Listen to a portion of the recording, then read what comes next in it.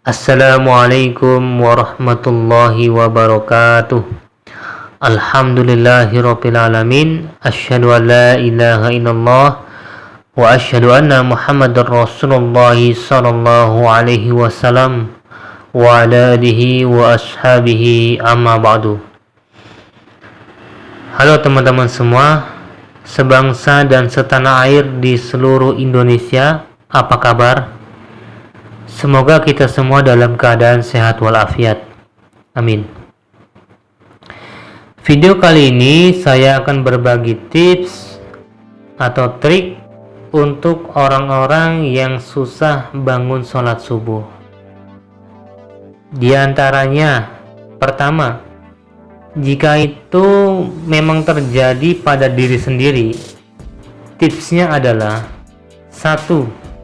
Janganlah tidur terlalu malam.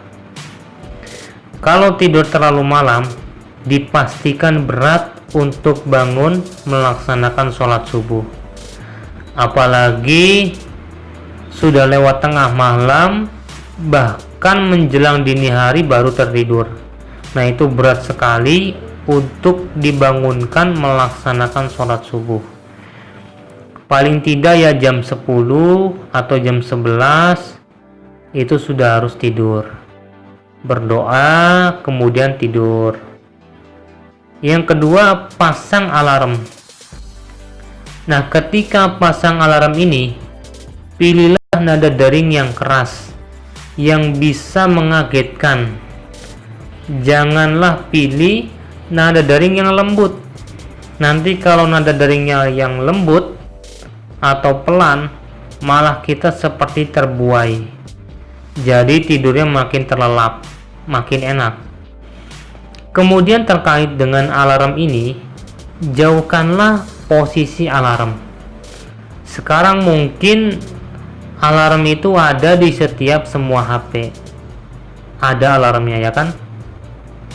Kalau dulu jam waker namanya. Nah, ini jangan diletakkan yang bisa dijangkau oleh tangan kita.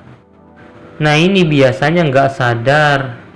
Begitu alarm berbunyi, sebenarnya sadar, kita melek, kita bangun. Tapi kita lupa kalau kita punya niat mau bangun melaksanakan sholat subuh. Sehingga tangan ini nggak sadar, pegang alarm, kemudian dimatikan, terus tidur lagi. Bahkan 5 menit kemudian, alarmnya berbunyi lagi, dimatikan lagi, kemudian tidur lagi. Alhasil lewat waktu subuh sehingga bangunnya kesiangan. Kemudian yang ketiga, berdoa sebelum tidur. Mohon minta kepada Allah Subhanahu wa Ta'ala agar diizinkan untuk bangun sholat subuh. Sebab hakikatnya orang yang tidur itu rohnya, jiwanya digenggam oleh Allah. Ketika Allah menghendaki dia bangun, maka roh atau jiwanya itu dikembalikan lagi ke dalam jasadnya, sehingga dia bisa bangun kembali. Tapi ketika ajalnya memang sudah sampai, sudah tiba, maka roh atau jasadnya itu digenggam oleh Allah seterusnya dan gak bisa bangun-bangun lagi. Maka sebelum tidur berdoa kepada Allah, minta izin supaya Allah bangunkan, supaya Allah sadarkan kita pada saat waktu sholat subuh. Kemudian tips yang keempat, pesan kepada teman yang tidur di sebelah kita, atau orang tua kita, atau siapapun. Kalau memang bangun duluan, tolong bangunkan saya. Kalau tidak bangun-bangun ya dipaksa atau dipercikan air sedikit. Gimana caranya supaya bisa bangun melaksanakan sholat subuh. Kemudian yang terakhir, yang paling penting adalah harus ada niat yang kuat mau bangun untuk melaksanakan sholat subuh. Niat itu ditata dari mulai sebelum tidur. Niat keinginan bisa bangun pada sholat subuh. Nah, biasanya kalau niatnya kuat, keinginannya kuat, dari awal sebelum tidur, walaupun gak ada alarm, akan terbangun secara otomatis. Dan ketika bangun, ingat dengan niatnya, walaupun ngantuk berat, dipaksa bangun dari tempat tidur, terus menuju kamar mandi, lalu ambil air wudhu. Dan satu lagi, bisa juga dipraktekkan sebelum tidur, minum air putih yang banyak. Sebab kadang-kadang ketika sebelum tidur kita minum air putih yang banyak, di tengah-tengah tidur pasti ada terasa kebelet buang air kecil. Nah, itu akan terbangun. Setelah terbangun, terus ke kamar mandi, ya jangan balik tidur lagi, langsung ambil air wudhu dan bersiap-siap untuk melaksanakan sholat subuh. Karena Rasulullah Shallallahu Alaihi Wasallam meriwayatkan di dalam hadis bahwa orang yang tidur itu ada 3 ikatan di kepalanya. Ketika bangun dia berdoa, Alhamdulillahilladzi ahyana ba'dama amatana wa ilaihin nusur. Maka 1 ikatan terlepas.